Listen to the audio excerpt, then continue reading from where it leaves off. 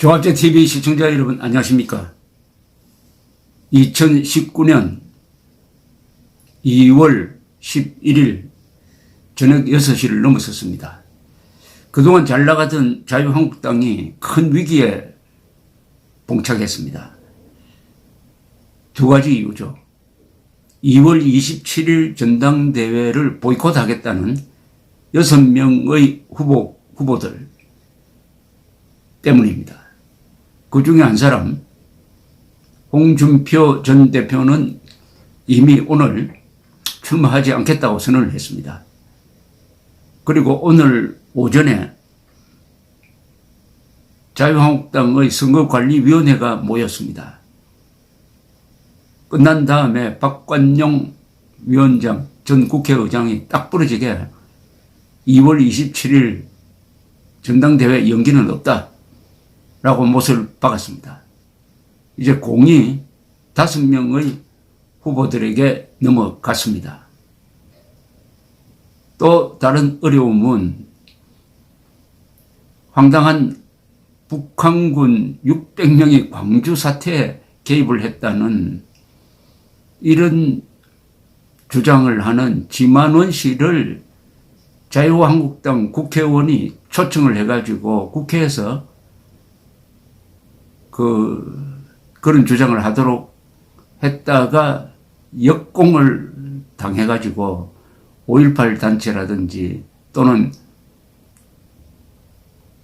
특수군으로 지목이 된 탈북자들 또는 보수단체까지 합세를 해가지고 지금 자유한국당을 규탄하고 있습니다.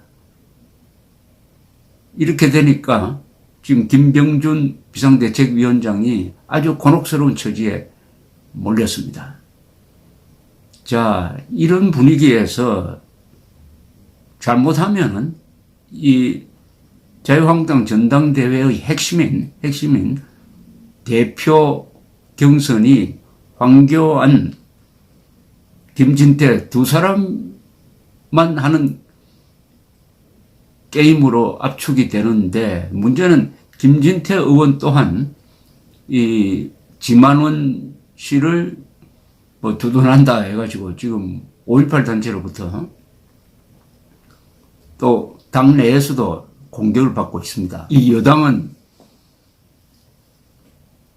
제명까지 추진하고 있다고 합니다. 김진태 의원 제명까지 추진한다는데, 물론 지금 의석수로 봐서 제명이 되겠습니까만은 어쨌든 그동안에 이 김경수 법적 구속으로 코로나에 몰렸던 집권 여당이 반격에 나섰습니다. 그러면은 만약 내일 이 후보 등록인데 이 5명이 후보 등록을 하지 않는다고 한다면은 황교안, 김진태, 최악의 경우에는 황교안 혼자서 전당대회를 해야 될지도 모른다. 위기의 한국당 전당대회 황교안 나홀로 선거가 될 수도 하는 이런 제목의 기사까지 나오고 있는 판입니다. 지금 비상대책위원장인 김병준 씨는 어쨌든 이 5명을 설득하려고 하면서 그 사람들이 원하는 방식의 경선이 되도록 하겠다고 설득을 한다고 합니다. 참 이게 설득할 문제가 아니죠. 룰을 깨놓고 룰을 깬 사람이 우리 요구대로 하지 않으면은 참여 안 하겠다고 한다면은 이거는 정말 어느 도단입니다. 어떻게 이런 행동을 하면서 문재인 정권을 욕을 할 수가 있겠습니까? 전당대회 날짜는 그것은 한번 정하면은 무조건 글로 가야 됩니다. 한국이 과거 수많은 정치적 격변이 있었지만은 한번 정한 대선 총선 날짜 바꾼 적이 없습니다. 신익희 씨가 대선 직전에 급사를 해도 6.25 중에도 선거 날짜 바꾼 적이 없습니다. 선거 날짜를 바꾼다는 것은 그건 부정입니다. 올문을 옮기는 거하고 마찬가지 아닙니까? 그리고 바꾸자고 내놓은 이유가 황당하게 짝이 없습니다. 27일, 28일에 트럼프 김정은 회담이 열리니까 언론에 좀 제대로 보도가 안 된다. 이게 말이 됩니까, 이게? 왜 언론에 제대로 보도 안 되겠어요? 27일은 트럼프 김정은 회담 첫날입니다. 그날은 합의가 나올 게 없어요. 그러면 무조건 그날 일면 톱은, 일면 머리 가장 큰 뉴스는 자유한국당의 대표가 누가 됐다. 이게 나오게 되어 있어요. 그리고 오늘 김병준 위원장이 아주 합리적으로 설명을 했습니다. 28일 합의문이 나오면은 일단 트럼프는 성공했다고 할 것이고, 그때부터는 김정은, 문재인이 합세를 해가지고 일대 평화 무드를 조성을 할 텐데, 그럼 그때 자유한국당은 그때도 싸우고 있어야 되는 거 아닙니까? 2주 연기하자고 한다면. 그러지 않고 27일 딱 새로운 대표가 나오고 새로운 상황에 새롭게 대처하는 이런 모습을 보여주면 얼마나 좋습니까?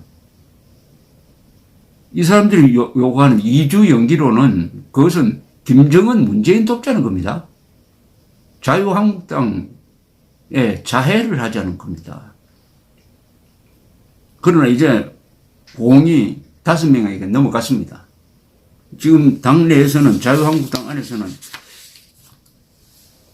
나온다고 했다가 불참하면은 징계해야 된다라는 이야기도 나오는데, 그건 저는 합당한 이야기라고 봅니다. 이렇게 당이 어려울 때 등에 비수를 꽂으면 됩니까? 당이 이렇게 어려운데 비수를 꽂으면 되겠습니까? 아직 내일까지니까, 내일까지 5명이 이제는 결단을 내려야 합니다. 그 5명 다 훌륭한 사람들입니다. 이번에 누가 이렇게 주동을 했는지 모르겠는데 다 한몫하는 사람들 아닙니까? 또 과거에 한몫했던 사람들 아닙니까? 특히 오세훈 서울시장 출신, 심재철 국회 부의장, 이 두 분 다 인재입니다. 우리가 대한민국을 바로 세우기 위해서도 꼭 필요했던 사람들입니다. 오세훈 서울시장은 비록 실패했지만은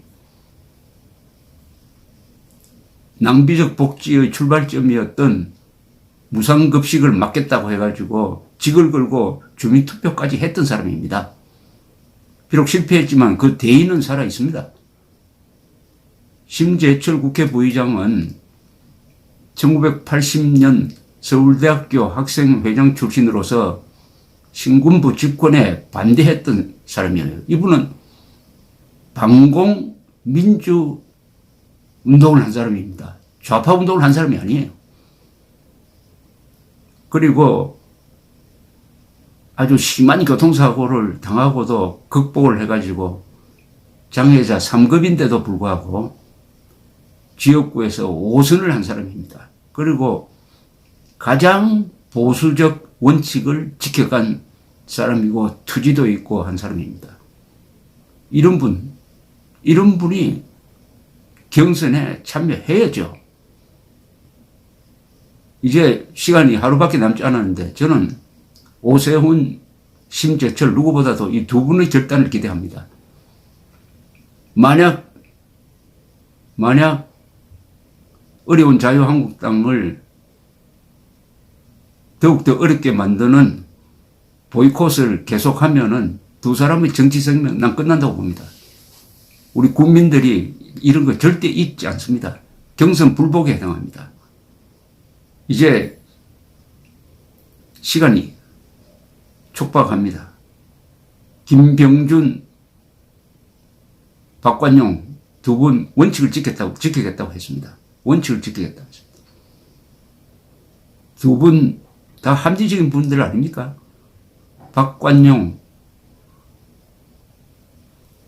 이분처럼 국회의원을 제대로 한 분도 없습니다. 비서실장, 그리고 대북관계에 아주 정통한 분이고 논리도 단단하고 요사이도 비상국민회의 만들어서 거리에 나오는 사람입니다. 이분이 누굴 이롭게 하기 위해서 선거를 관리하겠습니까? 항상 선관위 선거관리위원장을 했던 사람 아닙니까? 이분이 2007년부터 선거관리위원장을 해가지고 아주 공평하게 진행했던 이 사람을 믿어야죠. 박관용 위원장이 결정하면 믿어야 되는 거 아닙니까? 보수는 아래 위를 아는 사람들 아닙니까? 김병준 비상대책위원장도 어려운 시절에 맡아가지고 아주 합리적으로 이 정도 이끌어온 거 잘한 겁니다. 지지율이 10%대에서 20%대로 올라가서 이제 민주당과 한 8, 9%밖에 차이가 없습니다. 박관용, 김병준 두 사람을 믿고 무엇보다도 이게 절체절명의 위기에 처했습니다. 지금 자유한국당이. 만약 여기에 5명이 이탈한다고 하면은 국민이 용서하지 않을 거라고 생각합니다. 이 방송을 들으시는 분들도 저는 이 5분과 연고가 있으면은 전화를 하셔야 됩니다. 전화를 해가지고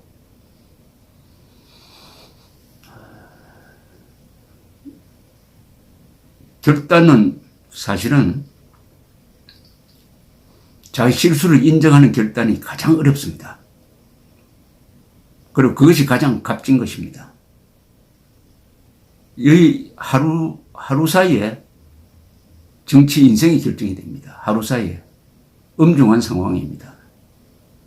무엇보다도 여러 사람 말씀 안 드리겠습니다. 오세훈, 심재철 두 분의 결단이 필요한 시기입니다. 그런데 시간이 없습니다. 감사합니다.